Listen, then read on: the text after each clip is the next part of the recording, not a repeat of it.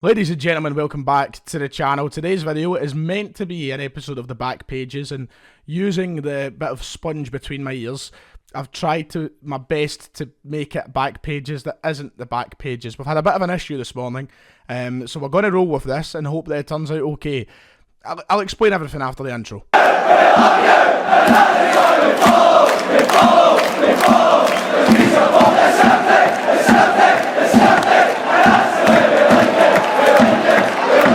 So I went out this morning to get the papers to finally do an edition of the back pages. I've loved doing the back pages this year. It's been one of my new series on the channel over this past season. One of my favourites to actually do, just giving my reactions and my kind of comments to what the papers and the back pages are saying towards Celtic and the rest of Scottish football.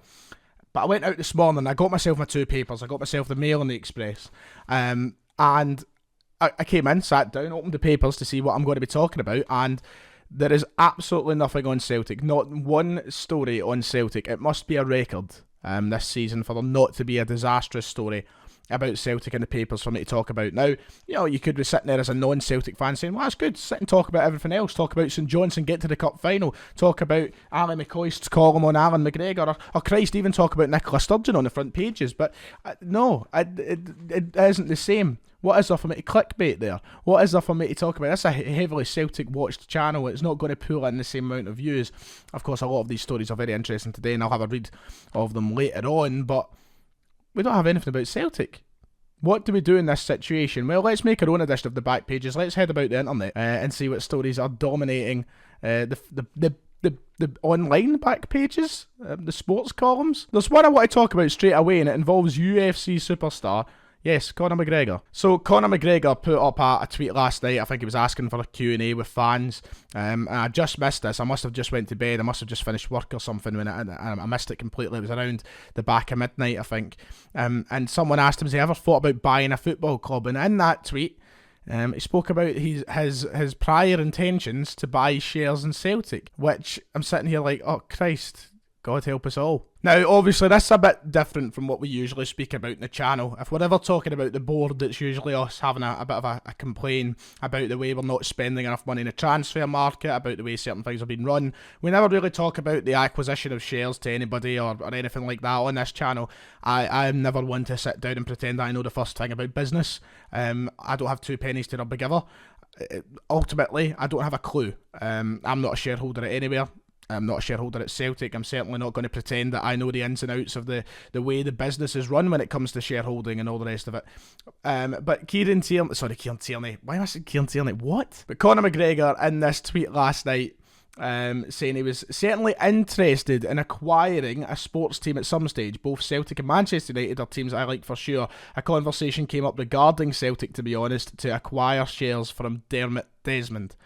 Now, look, this is Conor McGregor, of course. He's one of the most, and maybe he is the most sort of, in terms of pop culture anyway, the most popular sports star of our generation. The way he's kind of brought UFC into the limelight, and the way that he's loved and regarded worldwide by fans. He's someone who's one of the biggest in the business. He's also known for talking shite, and who knows, this might be shite as well, but I mean, let's be honest, it's one of those stories that I think people are going to overreact about. People are going to go, Jesus, Conor McGregor owning Celtic Football Club. Let's be honest, I don't think it's ever going to get to the point where Conor McGregor would be the sole owner of Celtic Football Club. I think that people are going to look into that tweet, and people, especially of a younger age, will read into that and think to themselves, oh Christ, Conor McGregor's going to own Celtic, and they'll either be happy or angry about that. But the reality is, he would be a shareholder in the club. I don't think an acquisition from Dermot Desmond would suggest to me that he was wanting to buy some of Dermot Desmond's shares. Let's not jump to the conclusion here that Conor McGregor is going to buy every single one of billionaire Dermot Desmond's shares. That's not the case. That's not going to happen. Conor McGregor is never going to be the owner of Celtic Football Club. But him having a stake in the club, your thoughts? Anybody got any opinions to that? For me, I put up the clip from Phoenix Nights this morning. Jesus wept. Now, let's be honest for a minute. Let's sit down. Conor McGregor's a very rich man. He's made an absolute killing off of the UFC and boxing and everything else that he's been involved in. He's someone who is an A-list celebrity with an A-list bank account. I think he's racked up about £180 million and just money from fights or such. It's a crazy amount of money that he's made. Dermot Desmond, on the other hand, 2.2 billion. So he kind of dwarfs in comparison to Dermot Desmond. But a lifelong Celtic fan, apparently. I think we've all seen the clips before the last few years where he was talking about how much he loved Kieran Tierney. There is certainly an advantage of having someone like Conor McGregor, perhaps a shareholder at Celtic. You can look at the positive side of this as well. Conor McGregor, I feel like somebody a lot younger, maybe a business mindset, that would maybe grasp the mindset of the fans, who would maybe be someone who's more in touch with the fans. A guy who seems to get on well with fans, and I don't even know what I'm saying at this point. What we all want is a board who are in touch with the supporters, and a board that make decisions for the best of the supporters. And I guess that someone like Conor McGregor, maybe being a bit younger and maybe understanding the needs and the wants of the fans and wanting to be a people pleaser, would maybe add a bit of an understanding to the board of what we want. I don't think it's ever going to happen anyways. He's literally just wrote it in a Twitter Q&A. You know, there is no substance to this whatsoever. There is nothing there to suggest that Conor McGregor is going to be a major shareholder in Celtic Football Club over the next whatever time period you want to give it.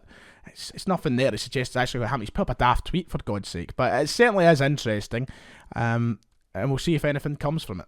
I just... People need to understand that there's a big difference, and this is the point I want to drill through, between owning a football club and buying shares in a football club. There's so many people I've passed on social media who are like, Conor McGregor should buy Celtic. I'm like, no, he shouldn't. No, he should not. No. Just no. Right, so if you're new to the channel and you're here to look at some different opinions, or you haven't been here before, or you've just stumbled across me somehow, please make sure to hit like and subscribe if you enjoy the content. It does make the channel grow a lot quicker, and we're trying to get, of course, we're trying to get to 30k.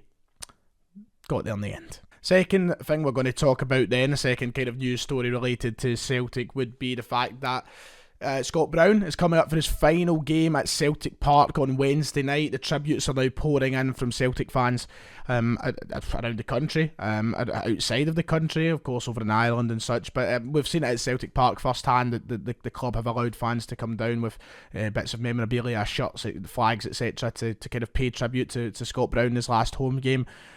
Incredibly disappointing that this is the way it has to go.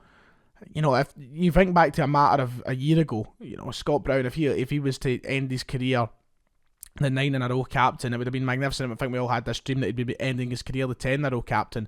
It's a shame, because I think that the manner of how things have went have kind of reflected in his game too. A lot of people write him off, saying he's finished and all the rest of it, and you could probably say that it's probably justified with the way that Scott Brown has played throughout this season. But there's certainly been glimpses of the player still being there. He's been a kind of outshone on many an occasion, especially derby games. I think that is just one of the many problems that lie at Celtic Football Club right now, and I wouldn't necessarily say that's down to Scott Brown. But look, at the end of the day, it's a career that I think we're all very grateful for.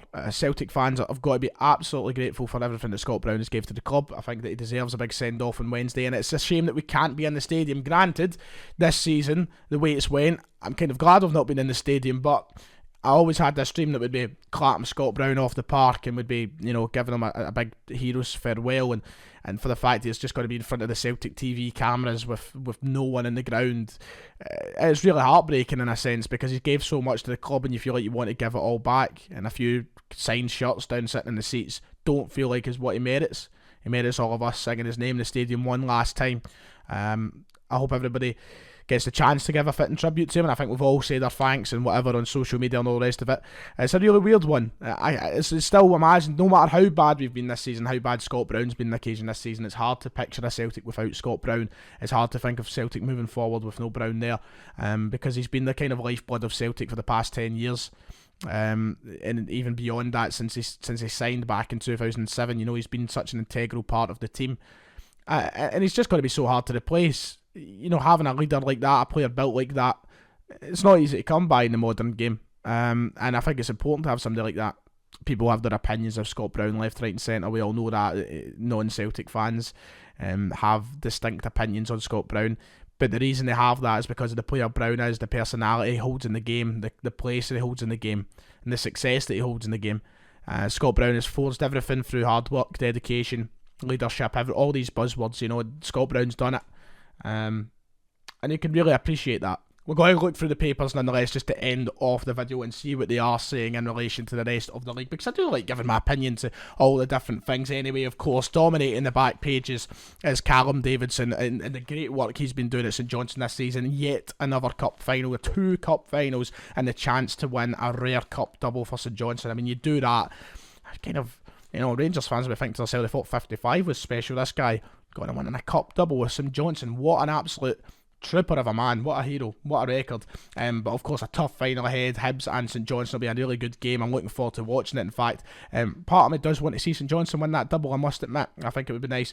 Give McGregor a call, Steve. I think it's a column from Ali McCoy. Yep, reckon Steve Clark should ask Alan McGregor if he fancies a Scotland return for the Euros. I mean, a lot of people have been saying it over the course of the season, the way that McGregor's been playing, he should be going to the Euros. I think that ship has sailed. I am certainly not adverse to the idea. I think that Alan McGregor is that good that you could be using a player of his quality at the Euros, but we're certainly not short on good goalkeepers when you think about it. David Marshall, Craig Gordon, John McLaughlin, and Xander Clark. We've got a really good depth of goalkeepers in the Scotland lineup. But once again, McGregor, it's up to him if he wants to come out of international retirement to go play at the Euros. Then maybe it is worth the call. Maybe it should be given a chance by Steve Clark. And if you were Alan McGregor, think to yourself, well, I've missed this my entire career. I've missed the chance to play with Scotland at a national tournament, so maybe McGregor would fancy it. Would he start over David Marshall? I know a lot of the Rangers fans would say yes, he's got to start over Marshall. You compare just the two of their club seasons right away, and you go, well, David Marshall almost relegated, and then you look at Alan McGregor, who's just won the league, being arguably the player of the season. If you're going off club form, then Alan McGregor probably is the undisputed choice for being Scotland's number 1 this summer. But will the call be made by Steve Clark? We know he has loyal to a lot of his players. Would he be willing to make that change? And finally, handling Hibs are no Hampden bottlers anymore, insisting that they won't Hibs it in the final. Well, we'll wait and see. Of course, they went, 100 and god many years without winning a Scottish Cup. Now they could win their second in the last 5. It would be a great achievement for them. Same kind of stories on the back of here. And that about does it. Nothing about Celtic. We're still waiting on more about Eddie Howe. We spoke about it yesterday in the podcast. If you want to hear everything about Eddie Howe, then make sure to go and listen to that. And there'll be tons more throughout the week. Don't you worry about it, lads. If you have enjoyed, please make sure to hit like and subscribe. And I'll see you all next time.